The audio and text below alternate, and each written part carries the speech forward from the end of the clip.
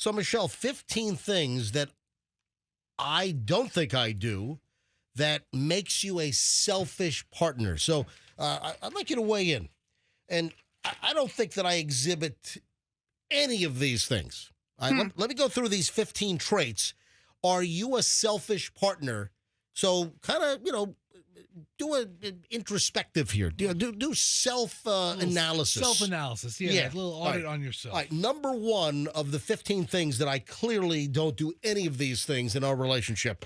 Number one, things that you do that could make you a very selfish partner. Number one is you make everything about you. I do not do that. I don't think you make everything about you. I think it just naturally happens in our home. Yeah, it just is like gravity? Yeah.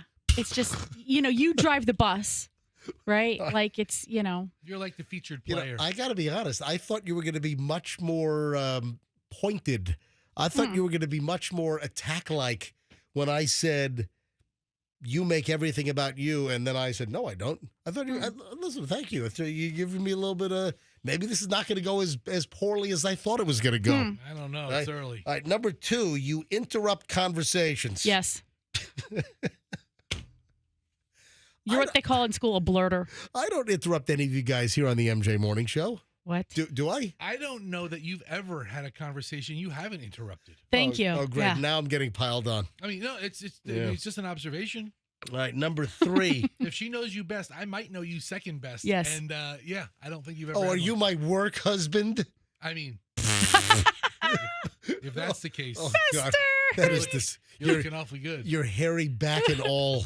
You can have him all day long, buddy. Oh, God. All right, number three. You're inflexible with plans. Yeah. Yeah. Oh, you think I'm inflexible with You plans? Give me an example of how I'm inflexible with plans. Hey, MJ, you're going to a movie tonight. Yeah. How do you feel about that?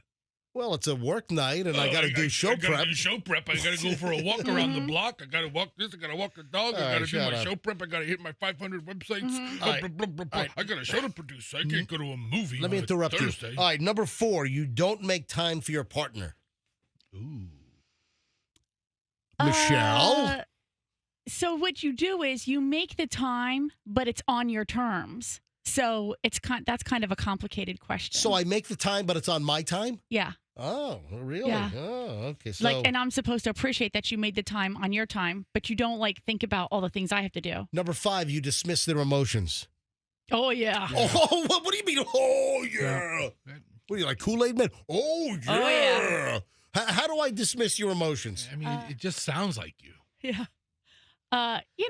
You just oh, you shouldn't feel like that. No, that's not what I meant. You just if I say something, and look, I know it. I've dated you for 6 years before, so I It was knew it. 7 years before. Okay.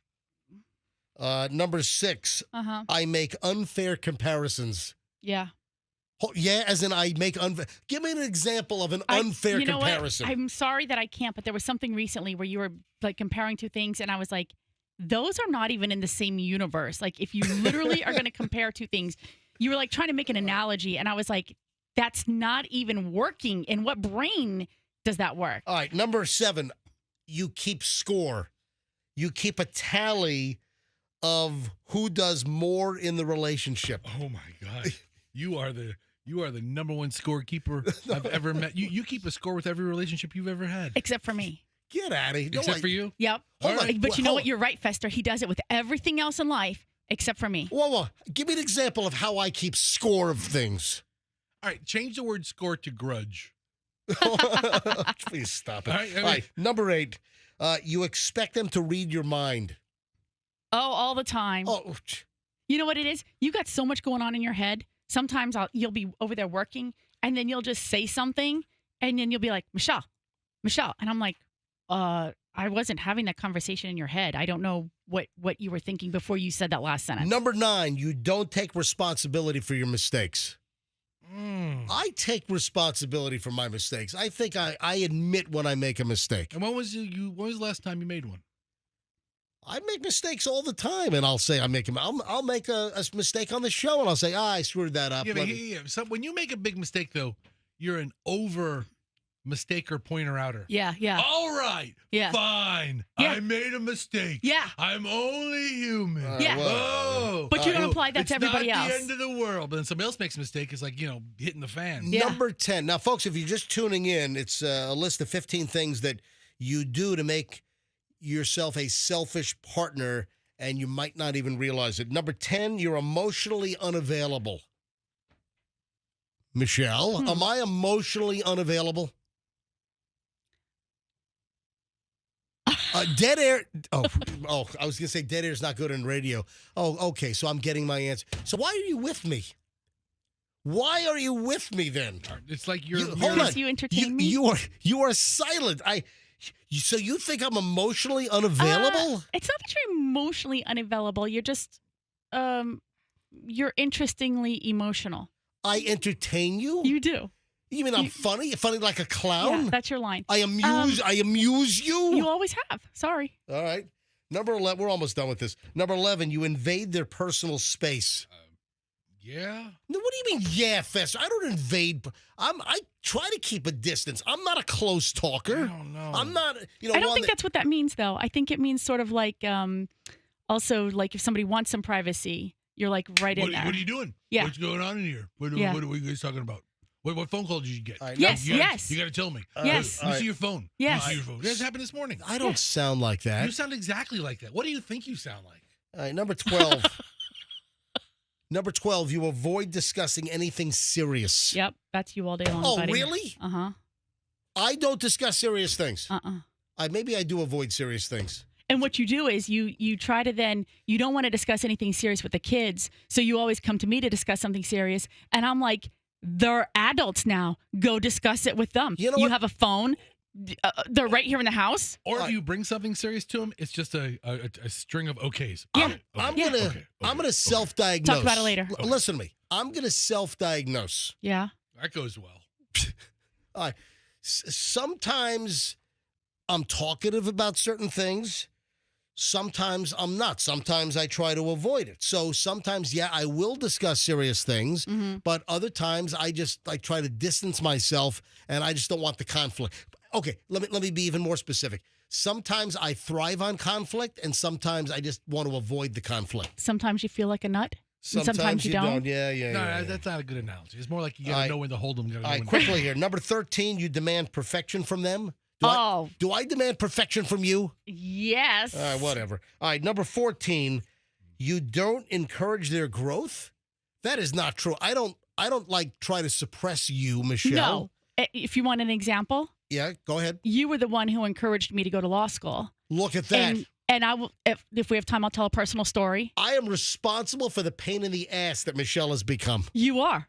And I remind you of this all day long. You were the one who said, when I didn't really care for accounting, you were like, why don't you go to law school? And I was like, what law school? And you were like, Stetson. And I'll never forget the day I was filling out, it was old school application, right? Like you got the application in the mail.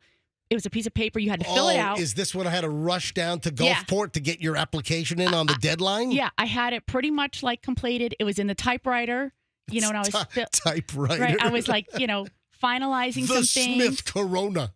It's a brother. Whatever. And, I was finalizing some things, and you came in, and the application was due, I want to say it was 5 o'clock on whatever day, Thursday of that week or whatever. And you came in, you said, what are you working on? I go, oh, I'm just finishing my, sets and application. And you were like, when is it due? And I said, 5 o'clock today. And it was literally 4 o'clock. And you were like, what? And you yanked it out of the typewriter, and you shoved it in the envelope, and you were like, I'm getting this down there right now. And I was like, I guess you really want me to go to law school. And you had to get a date stamped and time stamped, and it was stamped 10 minutes before deadline. I raced from South Tampa near Gandy and Himes. I raced from South Tampa over to Stetson to the admissions office in Gulfport. In 50 minutes is actually a really moderate drive. In almost as far south in Pinellas County as you can go. Yeah. And I raced over there, and I got it in 10 minutes before the deadline. Yep. And then Michelle was ultimately accepted to Stetson College of Law. No, probably the nicest thing you've ever done for me. Dean, don't lock the door. There's a poofy-haired man running. We have one more, Dean. Don't lock it. Then number 15. So I do encourage your growth. Number 15, you take them for granted. Yeah. Oh, so I take you for granted? Uh-huh. Oh, really? Oh, great. Fantastic. Hope you liked the video. If you did, then hit the like, share, subscribe, all this crap down here.